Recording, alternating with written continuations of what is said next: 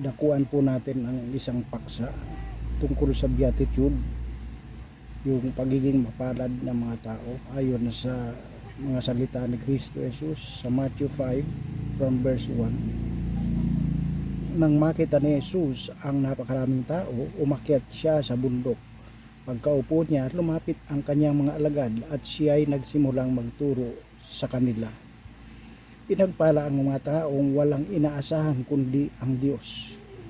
Yung mga tao palang wala nang ibang pag-asa kundi ang biyaya at magagawa ng Diyos para sa kanilang buhay. Minsan wala nang pag-asang tulungan pa ng iba, wala nang inaasahan pang lumapit para sila ay agapayan, wala nang inaasahan kundi ang Diyos na siyang magbibigay sa kanila ng biyaya sa araw-araw. Mapala daw sila sapagkat kabilang sila sa kaharian ng langit. Pinagpala ang mga nagdadalamhati. So maraming nagdadalamhati na tao, maaring nawalan sila ng mahal sa buhay, nawalan ng hanap buhay, nawalan ng ikabubuhay, so nawalan na ng pag-asa, nagdadalamhati sila. At hindi sila umaalis, hindi sila kumakalas sa pagkapit nila sa Diyos. Mapala daw sila sapagkat aaliwin sila ng Diyos. Pinagpala ang mga mapagpakumbaba. So, yung mga nagpapakababa raw ay itataas ng Panginoon. Sa halip na sila ay tumbasan nila yung kasamaan na ginagawa ng kanilang kapwa sa kanila, sila ay nagpapakumbaba.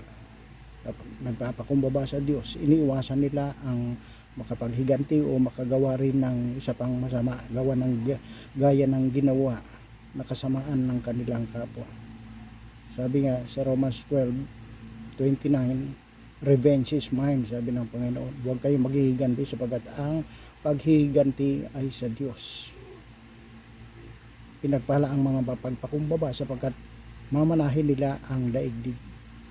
So, darating ang pagkakataon na tinakda ng Diyos, lilikha daw siya ng panibagong langit at panibagong lupa. So yung daigdig na ito ay mamanahin niya o mga mapagpakumbaba sapagkat ang Diyos din ay may mababang loob. Nagpakumbaba siya nung siya ay naglingkod dito sa daigdig, pinuntahan tayo at namuhay siya na parang katulad natin na tao. Bagamat siya ay makapangyarihan sa lahat, Diyos, magagawa niya ang lahat ng bagay, ngunit siya ay nagpakumbaba, namuhay na bilang isang taong katulad natin dito sa daigdig nung tayo ay iniligtas ng anak ng Diyos na si Kristo Jesus. Pinagpala ang mga may matinding hangarin na sumunod sa kalooban ng Diyos. So, ito ang kalooban ng Diyos na sumunod tayo sa kanyang kagustuhan, sa kanyang kalooban. Ito ang gusto ng Diyos. Alamin natin, alamin ng sangkatauhan ang kanyang kalooban at ang kalooban niya ang siyang masunod. Kung papaanong ito ang nasusunod, ang kalooban ng Diyos sa kanyang kaharian sa kalangitan, ito rin ang nais ng Diyos na masunod at sundin ng mga tao dito sa daigdig. Pinagpala ang mga may matinding hangarin na sumunod sa kalooban ng Diyos sapagkat sila'y bibigyan kasiyahan ng Diyos. Pinagpala ang mga mahabagin sapagkat kahabagan sila ng Diyos, mahabagin. Minsan nawawala na ng habag sa tao, kapwa-tao ang marami. Sa halip na kahabagan yun, dapat kahabagan, sila ay nahamak at pinababayaan na lang. Katulad minsan ng ating pamahalaan, minsan hindi na napapansin yung mga dapat kahabagan, yung mga walang-wala na, walang masilungan, walang matulugan, walang tahanan, palaboy-laboy na lang dyan sa mga lansangan. Hindi ito napapansin ng mga nasa pamahalaan natin, whether national or local government unit, ay wala silang programa para masakluluhan itong mga kahabag-habag na kanilang mga constituents, mga mamamayan. Ngunit yaon daw na mga mahabagin sa kapwa, pinagpala sila sapagkat kahabagan din sila ng Diyos. Pinagpala ang mga may malinis na puso sapagkat makikita nila ang Diyos. So, wala daw makakakita sa Diyos unless na may pure heart, may malinis na puso ang isang tao.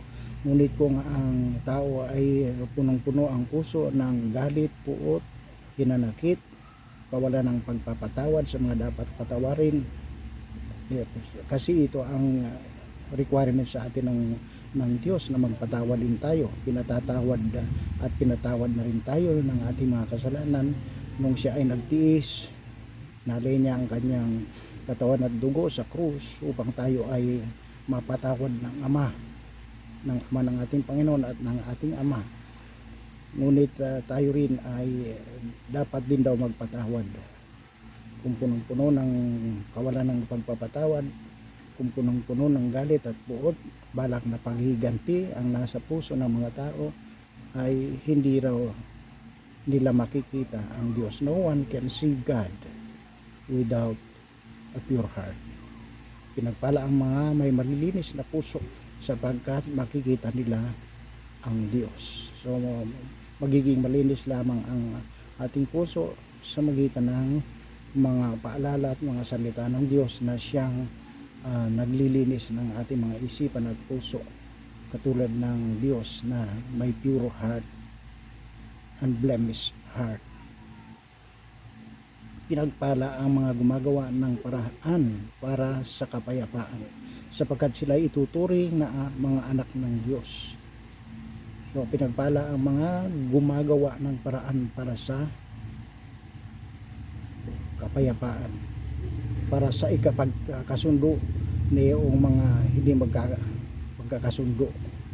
So kapag mayroon daw po tayong natulungan upang magkasundo ang isang tao o grupo o kay entities na may problema at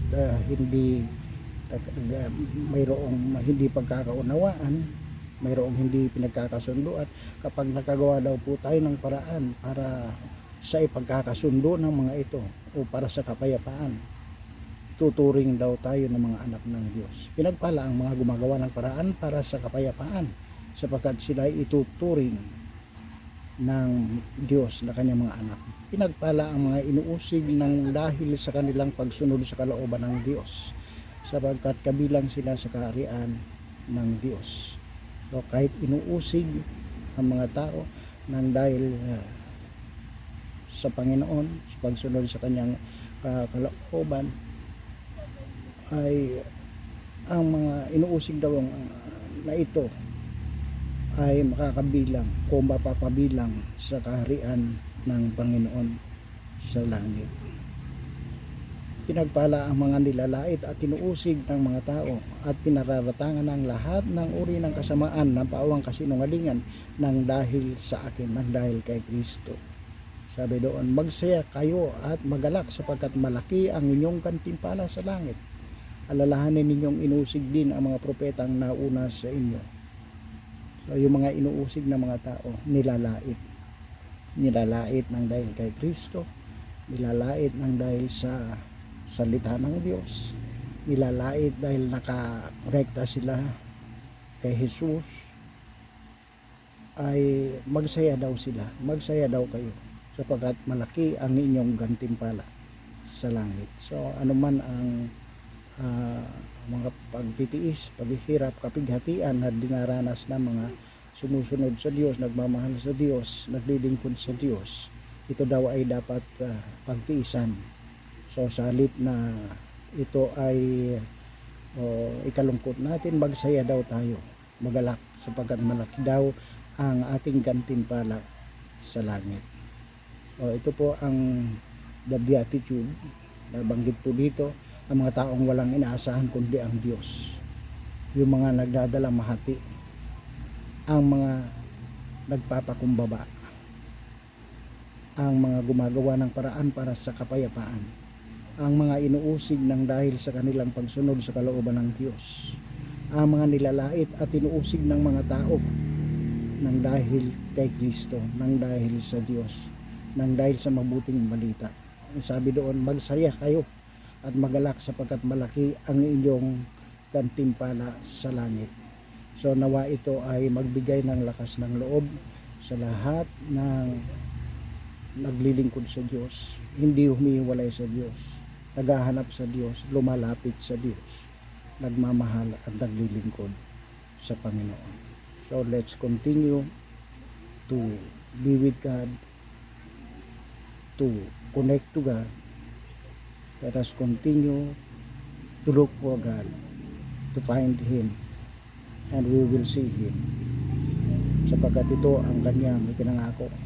Matatagpuan natin siya, makikilala natin siya, masusumpungan natin siya kapag siya ay hinanap natin ng buong puso, buong pag-iisip, buong espiritu at kaluluwa.